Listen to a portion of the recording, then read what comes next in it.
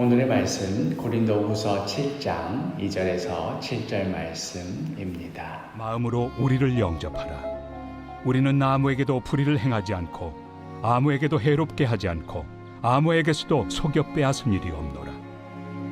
내가 이 말을 하는 것은 너희를 정죄하려고 하는 것이 아니라 내가 이전에 말하였거니와 너희가 우리 마음에 있어 함께 죽고 함께 살게 하고자 함이라.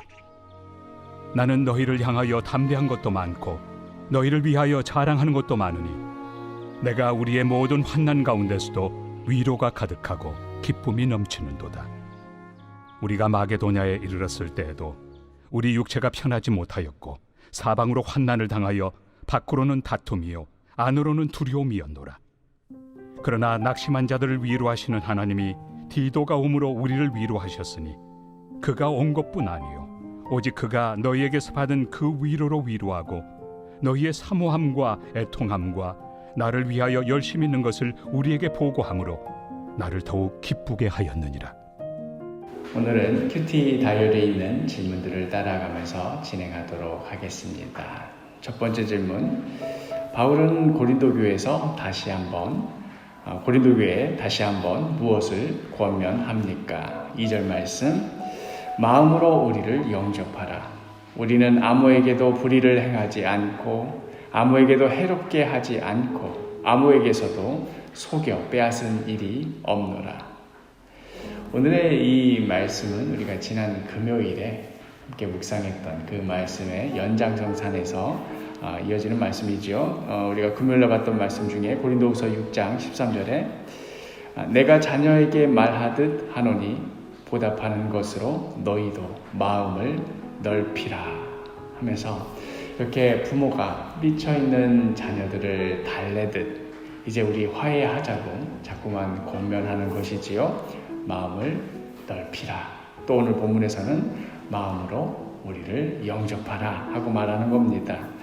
지금 고린도 교회 안에서 여전히 바울을 대적하며 주장하는 자들이 있지만 거기에 대해서 사실 나 바울은 불의를 행하지도 않았고 교회를 해롭게 하지도 않았으며 누구에게 속여 빼앗은 적이 없다고 말합니다. 그런데 지금 바울이 이런 말을 하는 것이 내가 지금 너희들로부터 이러한 소리를 들어서 억울하다, 서운하다 이런 것을 말하는 것이 아니라 이어지는 3절을 보면 내가 이 말을 하는 것은 너희를 정죄하려고 하는 것이 아니라 내가 이전에 말하였거니와 너희가 우리 마음에 있어 함께 죽고 함께 살고자 함이라. 어디까지나 고린도 성도들과 화해하여서 그들과 함께 죽고 함께 살고자 하였기 때문입니다. 여기서 우리 함께 죽고 함께 살자 하는 이 표현, 이것은 사실 당대에 많은 사람들이 썼던 이런 표현이 있었는데 그것은 바로 함께 살고 함께 죽자 하는 그 표현인데 그 표현의 순서를 바꾼 것입니다. 상식적으로야 함께 살다가 함께 죽는 게 당연한 것인데 바울은 이것의 순서를 바꾸어서 함께 죽고 그리고 함께 사는 것으로 기독교의 본질적인 의미를 부여한 것이지요. 두 번째 질문, 고린도 교회 성도들을 향한 바울의 마음은 어떠합니까? 4절, 나는 너희를 향하여 담대한 것도 많고 너희를 위하여 자랑하는 것도 많으니 내가 우리의 모든 환난 가운데서도 위로가 가득하고 기쁨이 넘치는도다. 한쪽은 여전히 삐쳐 있어서 고개도 돌리지 않는데도 비록 고개는 돌리고 있을지라도 부모가 무슨 말을 하면 듣고는 있겠지 하는 그런 심정으로 이렇게 말하는 것이지요. 아무리 자녀들이 부모 속을 썩히고 또 부모 앞에서 못되게 굴어도 어디까지나 자녀는 자녀고 부모는 부모인 것이지요. 여전히 그 자녀가 사랑스럽고 그 자녀에 대해서 소망을 품고 당장은 다시는 안 볼 것처럼 저렇게 굴지만 그럼에도 곧 마음이 풀리고 다시 예전과 같은 자녀의 모습으로 돌아가리라 소망하면서 기대하는 것이지요.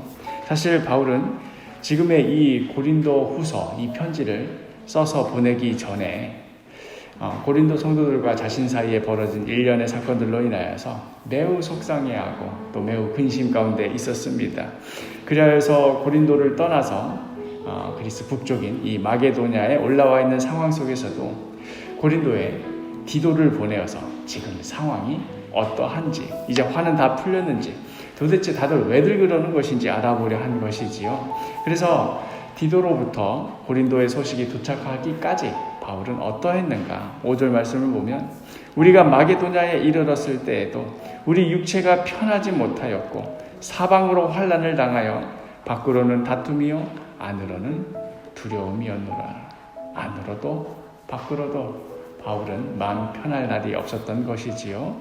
세 번째 질문, 시루에 빠져있던 바울에게 무엇이 위로가 되었습니까? 6절과 7절.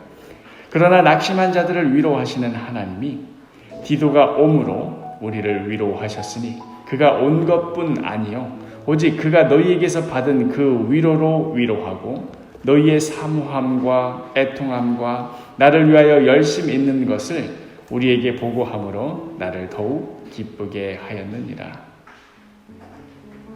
우여곡절 끝에 디도를 만나게 되었고 비록 여전히 고린도 성도들과의 관계가 완전히 회복된 것은 아니었지만 그럼에도 고린도의 몇몇 성도들이 바울의 심정을 헤아려주고 바울의 책망에도 바울을 대적하지 않고 오히려 사모하고 애통하며 그 죄로부터 돌이키고 한다 하는 이런 소식을 듣고는 바울은 지금까지의 그 걱정과 두려움이 다 어디로 가버렸냐는 듯 기뻐하였습니다.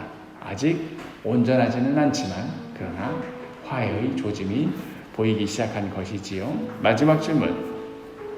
깊은 시리에 빠져 있다가도 고린도 교회 성도들의 소식에 힘을 얻고 기뻐하는 바울을 보며 무엇을 느낍니까?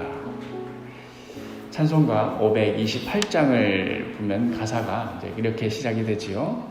예수가 우리를 부르는 소리, 그 음성 부드러워. 문 앞에 나와서 사면을 보며 우리를 기다리네. 그 자녀가 돌이키기를 그리하여 이제 주께 돌아오기를 한없이 기다리면서 서성이고 마음 졸이시는 그 모습, 바로 예수님께서 우리 자녀들을 향하여 그러하시듯 바울 역시도 자신의 성도들을 향하여서 동일한 모습으로 서성이기도 하고 마음을 졸이기도 하는 그런 모습인 것이지요. 고린도 성도들이 이제 바울을 인정해줬다. 그간의 오해가 풀려서 바울의 명예가 회복되었다. 지금 이런 것 때문에 기뻐하는 것이 아닙니다. 자꾸만 엇나가고 점점 주의 뜻으로부터 멀어져 가던 그 영적인 자녀들이 이제 다시 주를 향하기 시작했고 주께로 돌이키기 시작했다. 주님과의 관계가 다시 회복되기 시작했다. 바로 이것이 기쁜 것이지요. 이렇게 더 많이 사랑하는 사람이 더 많이 아파하고 또 더 많이 마음을 졸입니다. 그러나 이게 바로 예수님의 모습이요. 또 우리들이 따라가야 할 모범인 것이지요. 사랑하는 사도교회 식구 여러분, 오늘 하루도 더 많이 사랑하십시오. 그래서 더 많이 아파하고 더 많이 마음 졸이고 더 많이 속상해지더라도 예수님께서 그러하셨듯 또 오늘 본문의 바울이 그러했듯 오늘 하루도 우리 더 많이 사랑하고 더 많이 품어주고 더 많이 기다려주는 그러한 복된 하루가 되기를 간절히 축복합니다.